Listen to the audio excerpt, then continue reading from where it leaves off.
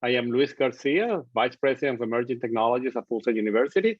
And today's guest is my friend, Sheena Fowler, the Vice President of Innovation at the Orlando Economic Partnership. I want to give you a quick background of Sheena. Sheena is a graduate of Full Sail University from 2007. And she was inducted into the Full Sail University Hall of Fame in 2017. And Sheena serves two vital roles with the Orlando Economic Partnership. As a Vice President of Innovation, she drives the vision for strategic initiatives and alliances with a focus in technology, entrepreneurship, and entertainment.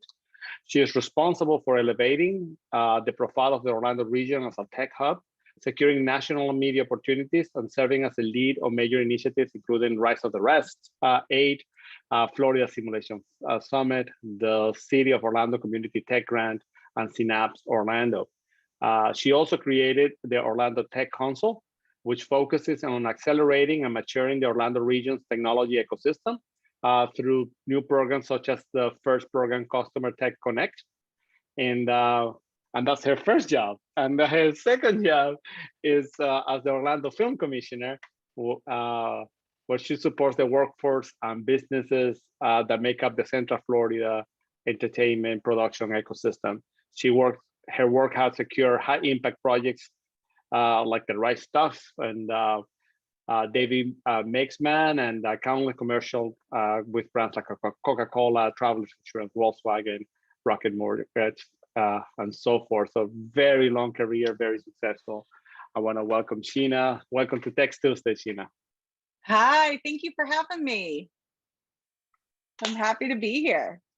Oh, super excited to have you. And so the way we're going to do this for the audience out there, we are going to go over some questions over the first 30 minutes. And but if you want to ask Sheena your questions, please go ahead and send them over the chat in YouTube, and my team will get those to me. And then we'll ask those questions that will go along in the second half. So please do that if you feel so. So for Sheena, we're going to start the first question, which I usually like to ask folks that I interview is, how did you first fall in love with technology? Well, it's, as most of my life, it's totally intertwined with entertainment. So my father is an extraordinary photographer, and while I was in high school, was deep into Adobe and Photoshop and playing with everything. And I grew up in Photoshop. Like, I remember third grade getting in trouble because they thought there was no way I could have done that. And I did do it by myself. You know, it doesn't take a rocket scientist to draw a teardrop. But that evolved into video editing. And my dad bought an Avid and we started recording stuff, you know, theater that I was in. My brother was a skater, and we just started editing and learning it together and playing, right? And so it was really through that play that I fell in love with the opportunity of technology, because everything that I saw my dad and the artists that he worked with in their traditional mediums like photography all layered in technology. And that was what I fell in love with, was like, oh, you can do this and manipulate to create entirely new things. So that was it's been all downhill from there. I haven't stopped learning, and that's what you do in tech. What do you think you love the most about it? I think it's the opportunity to create the impossible. That's what I've truly fallen head over heels with. Is I now have noticed that because I've been working in technology, and it's amazing to have a career in technology where I'm not a technician, right? Like I sit on the outskirts and I play well with those that are very technically trained and amazing, but I can help connect the dots of these companies to create experiences and products that never existed before. And I think that's what's really amazing when somebody says to me, oh, can we do this? I don't flinch typically, because I know it's possible. And that's that's the beauty of technology, is it has, you know, and that double-edged sword, it has the ability to both create magic and do some pretty incredible disruption. That's awesome. And let's talk about that connection of film in your career, because you started your career in film, television, Yeah. and then went into the economic development, which is something very unique. And but the more I know you, it's more like it's like you were born for it. And but for the folks that are not related to them, what is economic development, and what is the Orlando Economic Partnership, and what is its purpose? Thank you for asking that. It is an interesting world that I found myself in as a former television producer. Economic development is really the community's ability to create a strategic plan to grow different verticals in business, unite all the different pieces from higher education like Full Sail, and organizations like Starter Studio that are accelerators. So you get to take all of the different parts and pieces, and I like to think of it as Lego blocks, right? Like, so you take all the different Lego blocks and you're able to build out different plans and different possibilities of what could be for a community, make sure those are connected, help companies that are on the rise understand their potential in the community, and help companies that aren't quite sure about what the community has to offer. We can welcome them in and help them see that vision of what the region could bring to them. And that's across both technology, which I help companies do that, but also in film. I help show folks that this is a blank canvas ready for them to create whatever they desire, whether it's a business or a film or a TV series or a video game. We get to do that. And so in the economic partnership, we have seen that it's not just about recruiting companies, which a lot of traditional economic development agencies do, but we're treating the entire economy. We're focused on broad-based prosperity and wholeheartedly believe that everyone in the community has the ability to create as much as they want to. And the more that we can focus on those intersections of opportunity and access, we're going to be able to have an inclusive economy that allows for everyone to grow and scale as much as they want to. But you should have the access, you should have the opportunity. And to us, that's the new wave of economic development. And so it is inclusive of the arts. It is inclusive of all these things that sometimes get left behind in traditional economic development conversations. But for Orlando, it's very real. I remember when you became the Orlando Film Commissioner, and we were very, very proud of Full Sail that our graduate had such an important job. And I had heard the story before, and I find it fascinating, but I'd love for people to know, how did you become the Orlando Film Commissioner? It is a funny story. I had been working in New York for a while and hit a glass ceiling. I found Full Sail, came here, and the plan really was to go right back, right? I almost immediately was going to go right back to New York City. And Full Sail introduced me to Orlando. And I started to volunteer with a group called Women in Film and Television. The Florida chapter was here in Orlando. And I met the current film commissioner. She was president at the time, Jennifer Pennypacker. And we worked really well together. So I started volunteering with her, supporting that organization. When I asked her, hey, how do you get into this work? Like how do you become a film commissioner? She actually told me you don't, that no one leaves these jobs, that, you know, I needed to probably look at some other career option because it's really hard to get into. And long story short, she hired me and then gave me her job because when she found another opportunity. So within the time span of thinking there wouldn't be a window for me, I think I was in the film commissioner role within 3 years from that, because she believed in me. Oh, that speaks a lot to the importance of mentors and yes. people that pave the way. She told you people don't leave these jobs, but she did leave it. And, she did, and I think it was too that once she met someone that had the same passion for it that she did, and she'd been in the role, I think, like 15 years, right? Like people really, most of my peers across the state of Florida. They've been doing this for over a decade. It's extraordinary. They know everything, and it's the best group to be part of. And I think that's such an amazing thing. And people may not know that most of the film commissioners across the state, we're friends. Like, we talk to each other, we share best practices, we collaborate. It's a really beautiful thing to see this synergy from all over the state. And sure, we compete, it is our job, but I think there's a lot more opportunity to collaborate in the in-between and win the project for the state. And then it'll go. I'm also a bit of Switzerland for the rest of the state of Florida. I don't have a beach. So, and they don't have Universal or Full Sail. So, Exactly. It's fair. It is fair. So I love that story because, I mean, the idea is already unique to become Orlando Film Commissioner, but you did have a experience of producing television and film prior to that. But I find even more amazing your journey into technology. Yeah. And so how did that opportunity to lead the development of the Orlando tech ecosystem become part of your evolution? Yeah, so in the state of Florida and many states and many countries around the world, part of economic development is incentives. And so there's state incentives, there's local incentives, and the state of Florida at the time, many, many years ago, these incentives were new. We needed to create one. And so I got involved, right? That's what I needed to do to grow film. But that introduced me to our partners and friends over at Electronic Arts, because our incentive was inclusive of game development.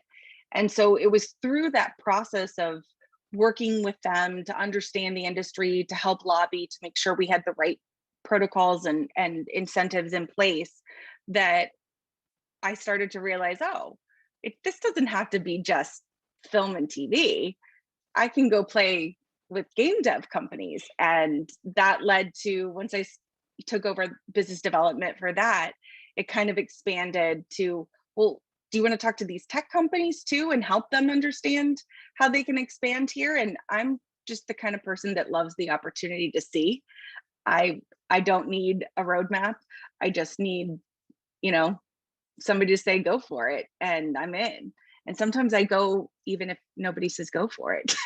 But it was the opportunity was there to really connect the dots between technology and entertainment. And that's something that, as people have known me throughout the years, that's a soapbox for me. I learned that at Full Sail, right? Like, I saw that the second I got on campus, I was like, oh my gosh, it's all here, right? Like, this is this extraordinary intersection of entertainment and technology, and how can you not want to grow it? And so I've taken that and found a career where I get to brag about this extraordinary community and connect partners and create things. But it really is abundant in the Orlando region, this connectivity between entertainment and technology, and getting to see that I knew all of these parts and pieces. I realized very quickly that I had to figure out a way to amplify that could not live just here. I love that part. That goes exactly to my next question, because I have not met an advocate of Orlando as a technology region than you, and you made me an advocate. Like, all the time talking to companies that I meet when I travel, it's like, you should be in Orlando. This is the perfect place to be.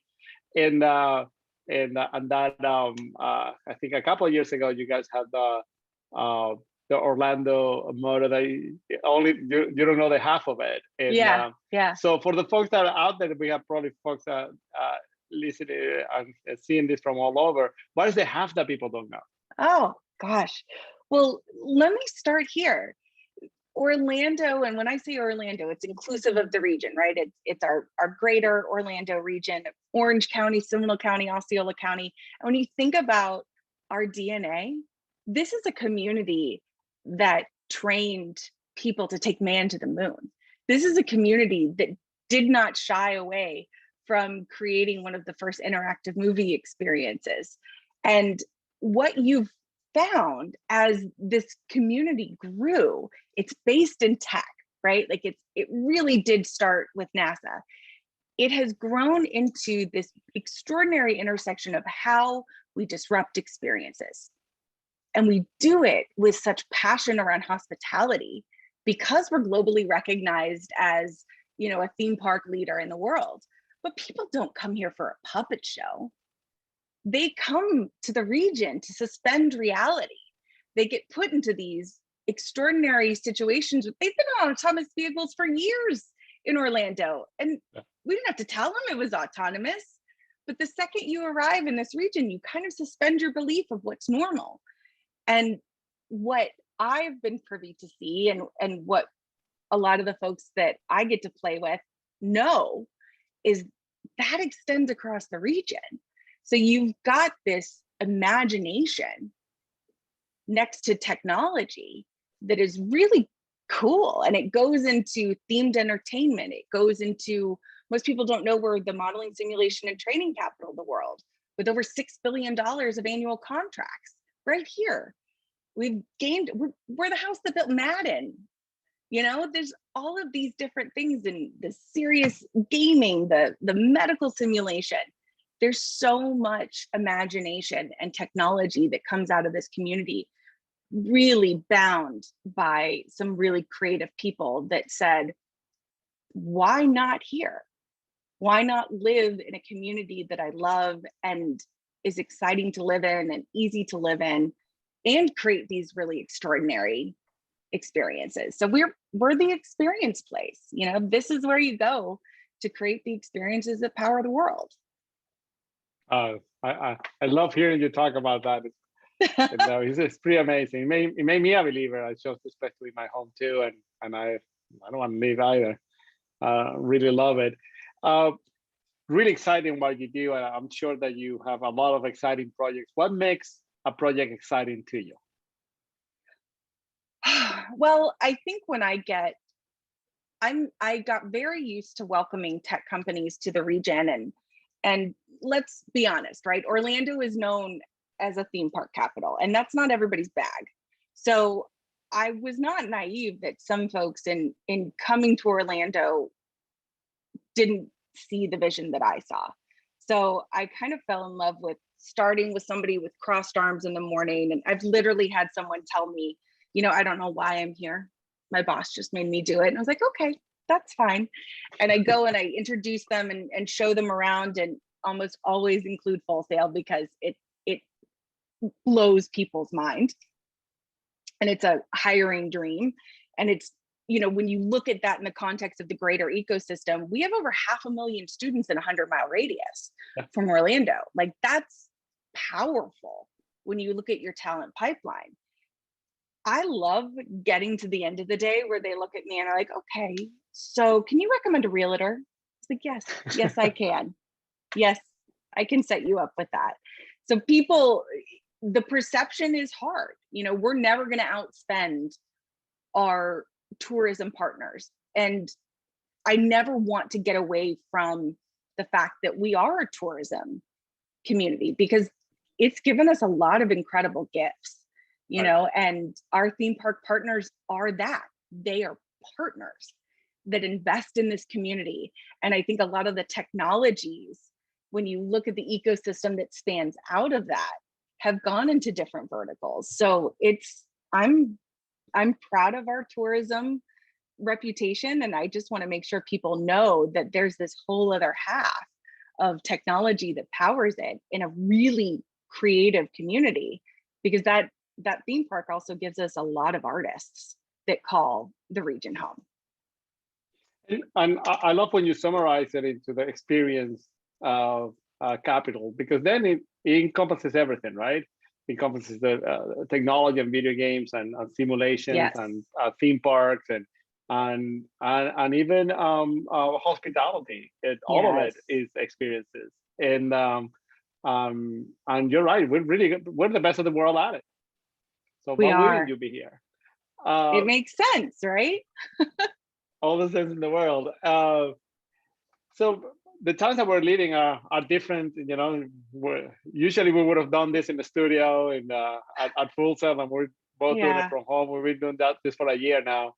And this situation, this pandemic, has changed a lot of our lives. And we were just talking about it before we started, about working from home and how we use and incorporate technology into our lives. Say everything, some things will go away, some things will stay. Yeah. I'm always curious, and I ask every time I interview to somebody, what do you think will stay?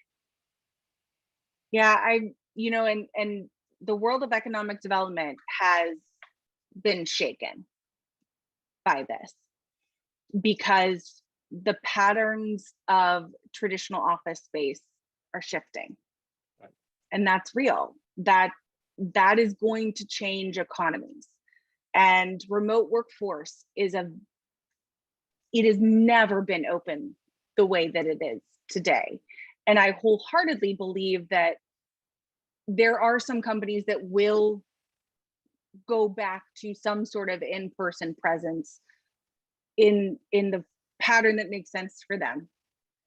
But I really do believe that the access to talent drives the need to keep a lot of remote in the workplace. And that's going to shift the way that economies function. You're going to see the ability for really incredible thought leaders and people that just they want to live where they want to live and they can work anywhere. So Orlando is in a really beautiful place to excel from this, because you look at Florida as an extraordinary tax state, right? It's a great place to live financially. Then you look at the fact that we have one of the largest international airports that has flights everywhere. So when you're here, you have this global access to get wherever you need to go very quickly. And I think that's really attractive to people, to be able to be in a place that has a lot of outdoor experiences, that also punches above its weight class in amenities like Performing Arts Center, like the ballet, all of these things that we have. If you haven't seen Immerse, Google it now. Creative City Project. It's wild. It's real, right? Yes. Life in the Orlando region is not all about the theme parks. That's just a perk, and that's just the tip of the iceberg of everything that we have to experience here. So I think what's going to change is, I think more people are going to discover that they want to live here and that they can work here. And hopefully in my line of work, we want to see that companies follow that they have such a strong core of people that are living here. They might as well establish some sort of formal presence and be part of the community and part of the economy. So I think that's something we're going to see shift. And that's something we were talking about. I hosted a forum with a lot of the business leaders right before COVID, and we were forecasting this. We were forecasting in like matter of years. Be aware, this is coming. Well, it came by March. Before, yeah, it all happened overnight. And here it is. Before the pandemic, I was reading articles that in San Francisco area, a family with a household income of $160,000 a year was considered a low-income family. Yeah. And so we were talking about this before pandemic. It's like at some point this model breaks. You can be living, and there's stories about 5-7 Google engineers crowded in a small house in San Francisco, and but making 6 figures and up, and it's like you could take that a compensation, even a portion of that compensation, and get yourself an 8,000 square foot house or 2,000 or 3,000. I was talking to a founder the other day, and he had his down payment for his home in Silicon Valley. They had an office here, so he came here, looked at a house, and paid for it in cash with his down payment. And it's like, why not? Yeah, why not? Why not? And use that everything else to travel and go the places you want to visit. but there's so much access here. And I think when you look at, I mean, we're having a lot of fun with companies that have discovered the region. A company I'm really excited about is Lilium, which is a vertical takeoff. It's flying taxis, right? And they decided to put their North American headquarters right here in the Orlando region. I mean, there is some really incredible momentum around technology here. So we're going to be seeing some flying taxis in the Orlando area. Flying taxis. It's real. It's happening. And it's, you know, something that the more, I'm a big fan of creative collisions. I think that's one of the things that I've always focused on. The more that we can shrink the opportunity for people to run into each other and to have those serendipitous opportunities to exchange ideas.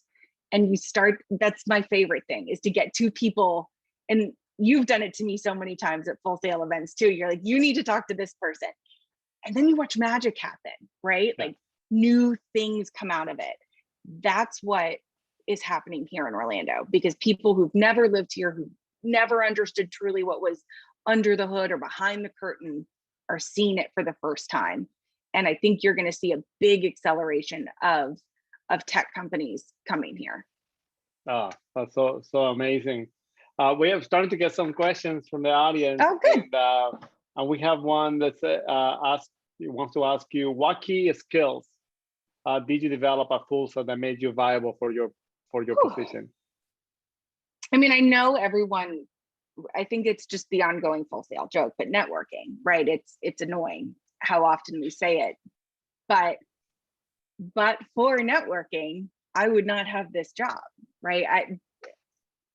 I am a product of recognizing the power of meeting people and understanding the power of connection.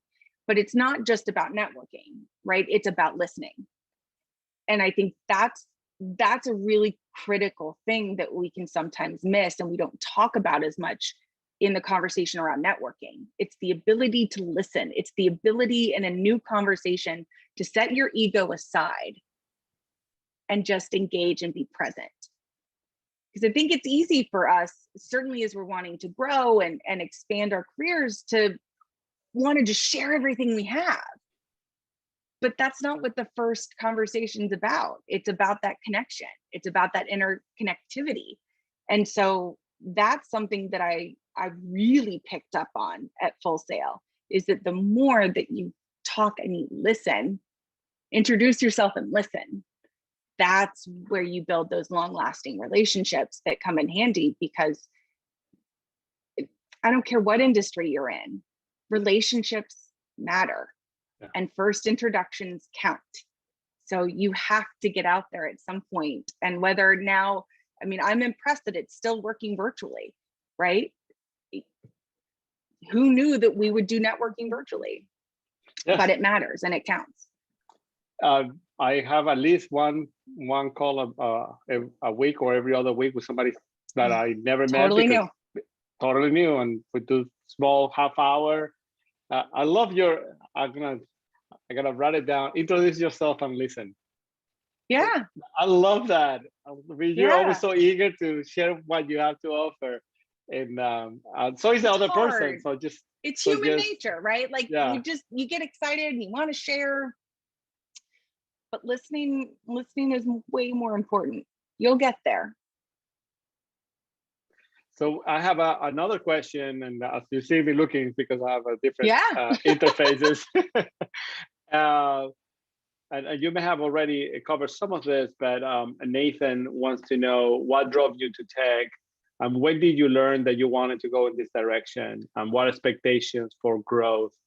What are your expectations for growth for tech for tomorrow? You know, it's interesting because I,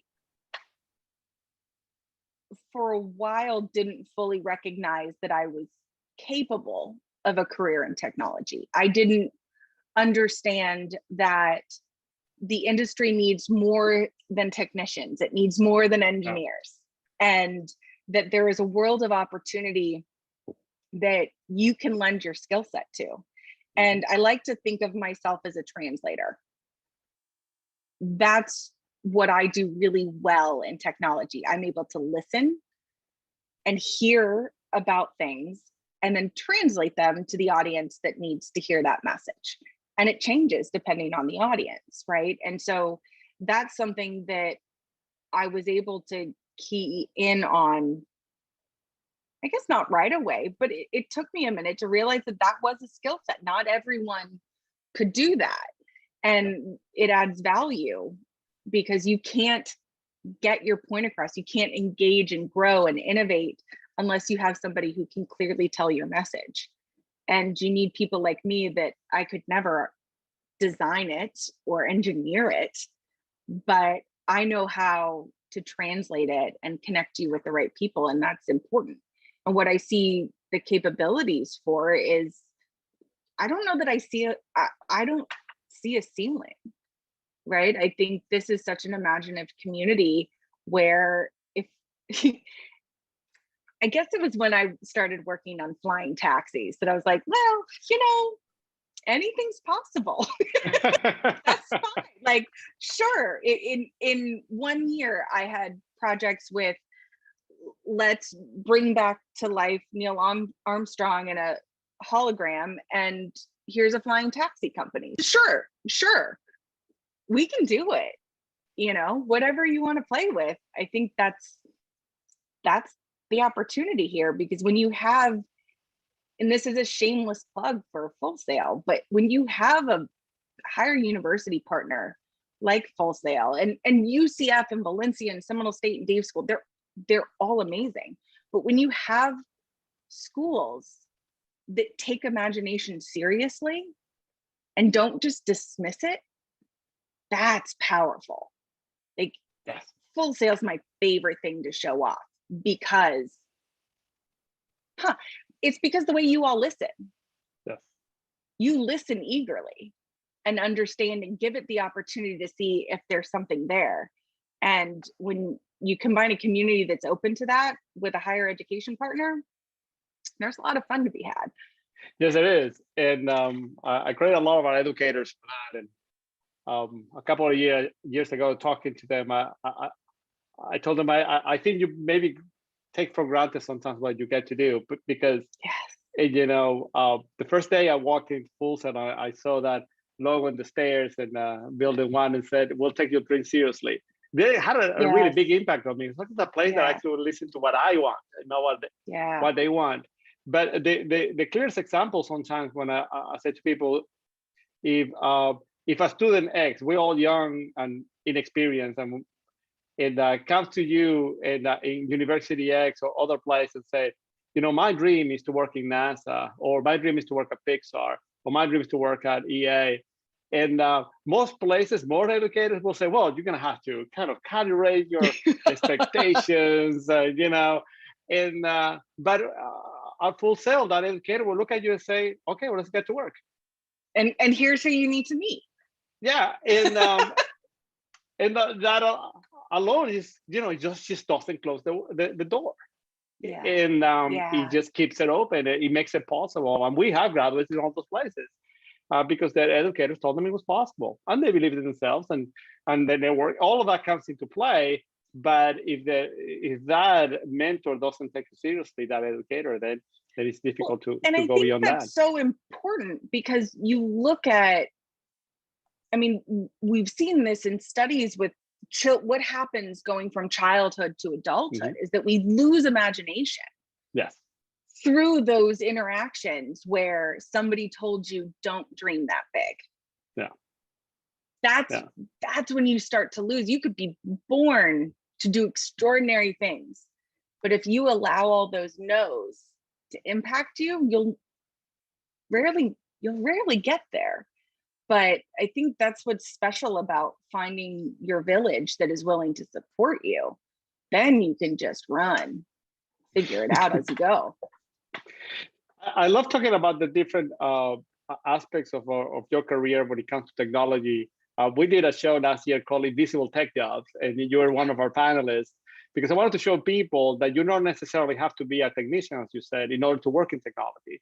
And there are many career paths for that, and because technology companies also need, all the kinds of positions as well, and they also need Yeah. people to communicate. So if somebody is interested in technology, comes to you for advice, what would you tell somebody interested in pursuing a career in technology? Sure. So I think it's really, I'm stuck on this thing right now of where do you get your most energy from? You know, what do you do that gets you excited? And where do you get that? What fills your cup? And then from that, I think we then can translate that to all of the different career options within technology. You know, whether it's on the design and the engineering side or the communication side or the sales side, you know, there's a lot of opportunity for different minds to intersect.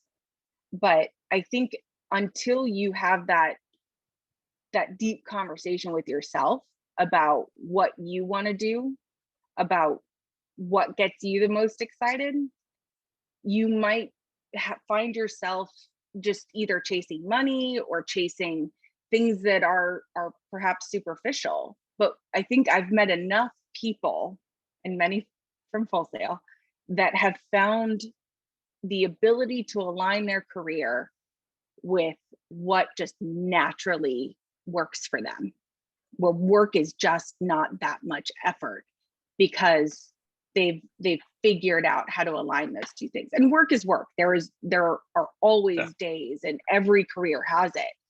But the more that you can find that synergy, the more fun you get to have with it. Is there, I already asked you this, but somebody, Nathan's asking again, what is the most interesting tech that you've seen lately?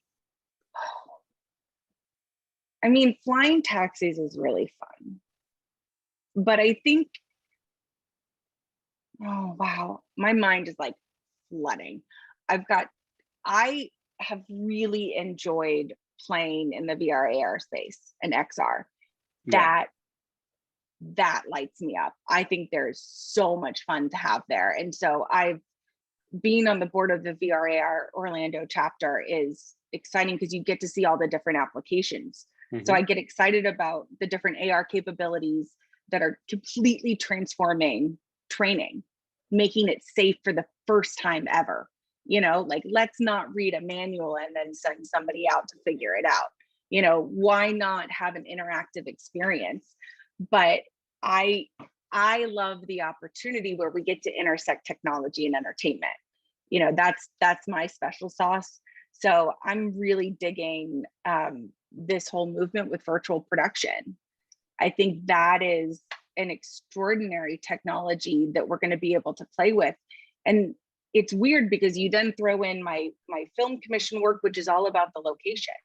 That's what I do, right? I sell locations. And I think it's still an opportunity here because we are Anywhere USA in the region. Our architecture reflects that. So you combine that with this technology to be able to create worlds that may not have existed on top of a community that has really, you know, extraordinary locations on their own, and you get to match all that up, and the world's your oyster. For those that are listening, will you please go a little more detail about what is virtual production? Yeah, virtual production is, you know, and let me be clear, I'm still wrapping my head around it. From what I understand, right? There's virtual production, and it can be called a volume stage, but it's essentially a giant series of LED panels strung together to create an environment that replaces the green screen. And I think the buzzword is that Mandalorian did this, and now everybody is paying attention to it. But instead of allowing the actors to just have to imagine everything on a green screen, they're now live interacting in the environment. And what really I think is fantastic is that environment is created from game development engines. Right? So now you've got the game developers playing with the filmmakers, and that's just crazy. I mean, those are two worlds that don't really have any limits to their imagination. And so you get to create these worlds, and when you film it, record it, it looks real. I mean, the whole thing looks real, and it's all simulated, and it is bonkers to see that come to life. And I was playing on one the other day, and it just blew my mind that there's so many different directions that technology is going to get to go. And then then the other one with the volumetric capture, and you're capturing things into VR, and all of the different worlds of opportunity there. There is a lot of fun to be had, and Orlando is rich with people that know about this technology. So I'm having a blast learning about these things. The virtual production, I when video games started to be more popular it became a viable industry, let's put it that way, in the 90s. And because it has elements of storytelling, a lot of people thought that there was going to be this merge between the gaming and filmmaking. And a lot of actually filmmakers went into gaming, and a lot of them did not do well. And, so that promise of these two worlds colliding, it's been around for a very long time. I think it has. I think that this particular technology, which uses the game engine for the background in a photorealistic way, and that the actors and the cameras can interact with, and therefore creating all kinds of worlds, and is the real manifestation of those two worlds coming together. Because you're not only going to have the film crew around doing what they do, but you're going to have game engine experts on site changing settings, or even people writing new software to do something new, and which you never had around anywhere in a movie whatsoever, and on those very specific things. So it's going to be very, very, very, very cool. One of the biggest applications I thought was in the Mandalorian, when they were talking about this one scene when Mando is in the desert, and there's and the sun is setting. Right. And they said it took them 8 hours to shoot that, but the sun was always there. So he said it would have taken them several days to try to capture the sun at the same time, and maybe would have not been the same temperature of the light. It would be very difficult. Either would have done it really quickly and live with whatever shot they got, or they got to shot that as long as they wanted, because they can move the sun around if they need to. And that really changes the game. And if you think about it, coming back to your first thing, and it is an experience. It's an experience that is being filmed. It is. And I just get really giddy thinking about, because one of the cool things about Full Sail is that it's all these different mediums intersecting, right? There's really no other place in the world where you get to play in all of these different things. And to me, it's this extraordinary ecosystem when you look at it, that the more, and I'm always trying to tell students, talk to other people enrolled, talk to other grads, because wow, that's such an incredible microcosm of people and ideas and thinkers. And the more that you look outside of your lane, that's when you innovate. And so the ability for this type of virtual production, and the students that I know, and the teachers that are all hands in on their specific fields, I think there's going to be some really incredible innovation of this technology that has yet to be realized. And that's what's exciting, this is the opportunity to disrupt this even new technology. And when you get all these people to collide, they're the ones who are going to come up with it. Sheena, how do you keep yourself updated with all these things? When the flying taxi company calls in, and you have to, how do you keep yourself updated? I'm going to say the annoying word again, networking. It's all about relationships. It really is. And I think it's amazing when you build those relationships where you can be humble and admit, I have no idea what this means. Help me understand it. How willing people are to explain it to you. And so, I mean, certainly I look things up, and certainly I read all sorts of trade magazines and listen to all sorts of tech podcast and stay engaged that way. But I think the real meat comes from relationships. It comes from talking to people. And that's a big part of why we created the Tech Council, is because we wanted to shrink that universe and get all of these different people into conversations together so that we can really accelerate the innovation-based economy here.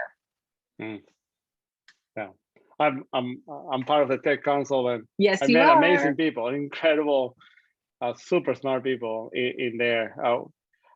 I mean, and every time I'm in one of those meetings, I get to learn more. It's a big world out there, and that it changes really, really fast. So wanted to ask you also about leadership. You know, I consider you a very strong leader in the community, also as a female leader, which is super incredible. What are the challenges that you face in? I'm gonna frame that a little bit more, because as when people think of leadership, sometimes they think about getting others to follow you, and that's a great definition of it. But if those people are your team that reports to you, that's a quite easy thing to do. They don't have a choice. I see real leadership when you get people that don't report to you to follow you, and in a way, that's a big component of what you do. You know, trying to convince like companies to move here. 65 tech leaders that don't report to me to play together. That's right. Yeah, exactly. So what is the challenge of being a leader when you're trying to get people that don't report to you to follow you? To follow your vision. I think the Tech Council was the true realization of that's what I do. I am a cross-functional team leader. Right. I have spent the greater part of the last decade getting people that don't work together, that have no formal connection, to find a synergy to move forward collectively.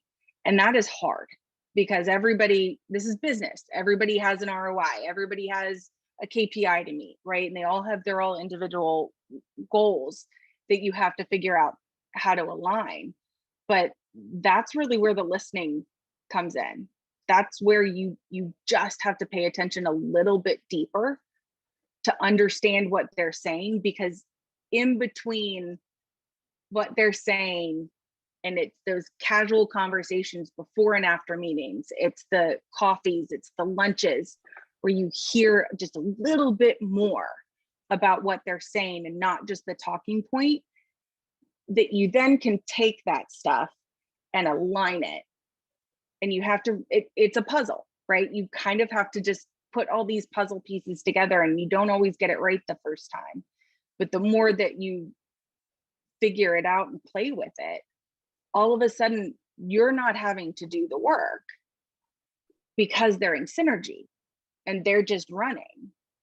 And you're just making sure, right? You're just keeping everybody, keeping the environment moving and energized, keep the fuel in. But it takes a lot of groundwork to find those little pieces, because I think that's the special sauce. You have to look beyond the initial talking point. It's the little details of how you're going to be able to align. I mean, and that started in film, right? Like I literally have to figure out how to get all of our permitting systems in city and county government to align on something in less than 5 business days. That's not, trust me, it's not easy. But you listen, and it's empathy. I know that's a big buzzword, but it's real. The more that you get to know people and you understand how they need to be communicated to, you can pivot so that they understand it. And if you think that you can just say the same thing over and over and over to different audiences and still make an impact, you're wrong, because everybody hears things differently and experiences things differently. And so it takes the time to get to know people of how do they like to be communicated with. And that makes so much sense. That's where you're going to get traction. when you invited me to a tech console, you called me up directly, and you told me why you thought it was important that this group was created, and why you thought it was important for Full Sail to be part of it, and to invite me, and we had a great conversation about it. And and as a good leader, whatever she asked me, I'll do. But thank you. But the first day that I went to the meeting, and this is like literally weeks before the pandemic. Yeah. I mean, yeah, maybe a couple of weeks before the pandemic, and I go to the first meeting, and there's like 50, 60 people there. The first thing that came to my mind is like, did Sheena call up every single person and took the time to do with them what she did with me? Because that is pretty amazing. And now that I'm hearing you say that, I'm pretty sure you did. A lot. You gotta do the work. You gotta do the work. You gotta do the work. Sometimes there really isn't a shortcut, but the shortcut is the work, and doing it right the first time. That's what makes sense. And it comes back to relationships. That would be the second quote for today. You gotta do the work. Yes. Ian has an interesting question here about the rise of accessibility tools to create. It's a lot easier to create now. There's a lot of tools that help you create stuff. And I mean, I experienced the other day a artificial intelligence machine that will help you create a logo, and it wasn't bad. And then you start thinking about the creative work environment. And so the question is very good. Do you think companies pay less for creative work with so much out there? And how does that affect the economy? I mean, here's what I'll say about that. I think there's a lot of companies that try to pay less, right? That attempt, and if we can link it back to the last thing we're talking about, that attempt to take a shortcut, right? And I think something that we see a lot of in technology, there's this whole conversation around data. And there was a time in which a lot of companies lean to only look at the data and make decisions solely off the data. But there is an alignment back where people are starting to realize the data is just a tool. Right. And it's the understanding of context. And sure, AI's, working on that, but there's gut instinct and experience and relationships that really empower data. And I think it's when you play with that, and the same goes for an AI creating a logo.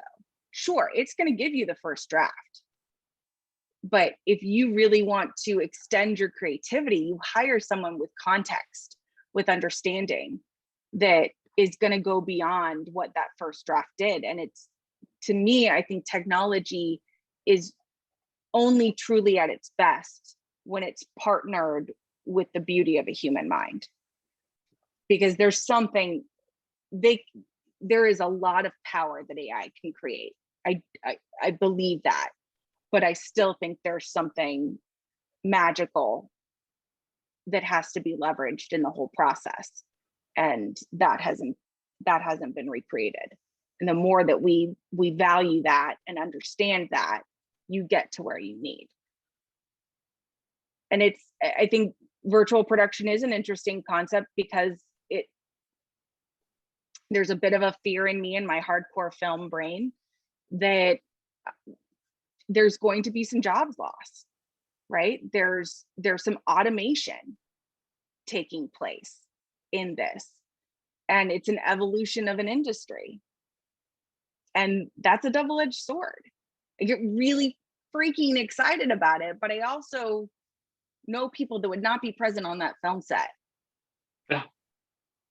But it has happened before. I mean, technology has disrupted many industries and replaced many jobs over the course of history.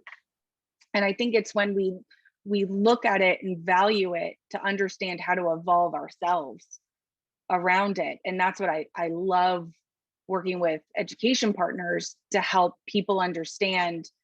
Like I've done that a lot. Film has had a lot of disruptions and things from incentives and, not even just technologies, but how do we help existing workforce understand the opportunity to evolve their knowledge to stay ahead of the game? And that's a disruption that we're seeing in education. Thankfully, that Full Sail always was cued into, is that the 4-year degree program is not always the direct path. Oh. There are certificate programs. There are other ways that you need to learn for some of these technologies and some of these applications. And I think it's important to understand that existing workforce that are open to learning will never be out of a job. I think that's the key, right? And the days in which you got a job and you kept it for 30 years and then retire off of it is very much an exception. That's over. Yeah. You have to continuously desire to learn more, and that's always in demand. All right, so we're turning the corner to the last question that I always end with the same question. Already? And oh my God, we okay. probably, it's been an hour. Can you imagine that? And we have spoken a lot about technologies today, and you have probably mentioned 2 or 3 that are that I see you light up when you think about them. But if I like the more direct. What do you see in technology today that gets you really excited about the future? I'm a big fan of digital twin technology. I think that is very exciting. When I saw, and this is happening in Orlando, extraordinary local minds working on this, but creating, here's an example, a digital twin of Puerto Rico, and then running simulations on weather patterns to be able to understand and predict where the recovery needed to start.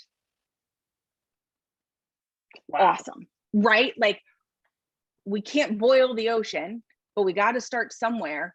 Why not run some visualizations to have a more educated guess on maybe we should start on the west side of the island and work our way this way, because there's a higher percentage that's going to get impacted again. So we need to prepare that now.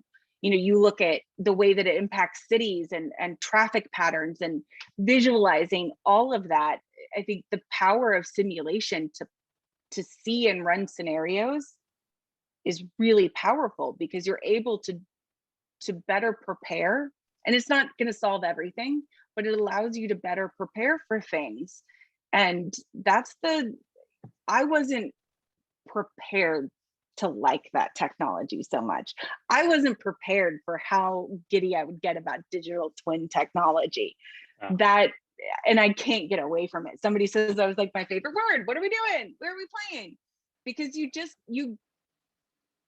it makes life a video game. You get to run scenarios and see possible outcomes and then make decisions based off of that. That's awesome. Yeah. That changes the world. And the more that we get industries to understand that those capabilities exist and there's partners to play with them in that space and understand it, the more that it's going to revolutionize industry. I mean, everything can be a tech company now. I've seen it. I've heard from just about every kind of tech company. And it's amazing what you do when you leverage that type of technology to see things without having to put people in danger, without having to spend money uselessly. You can be a bit more strategic. So digital twin simulation, pretty cool. Really cool. It's the first time that I get that answer. And and it's really cool. And it combines, it combines data and artificial intelligence and predictive analytics. But I can, in a way, here we are, our digital twins are having this conversation. And yes. Because we can have it in person, is a great promise and for a lot of different industries. And I am very bullish about the future. And because of the times that we're living, what is possible in the future. Sheena, I cannot thank you enough for spending this time, which flew by. Totally flew by. This is awesome. I love chatting with Wholesale and you, and you're a great friend to our community. And thank you so much for having me. This was great. Thank you so very much. And for everyone out there, thank you so much for joining us today and sending these great questions. And we invite you 2 weeks from now. We're going to have another interview to be announced very soon. Thank you very much, and bye-bye. You please stay, Sheena, for a little longer. Yes. Bye, friends.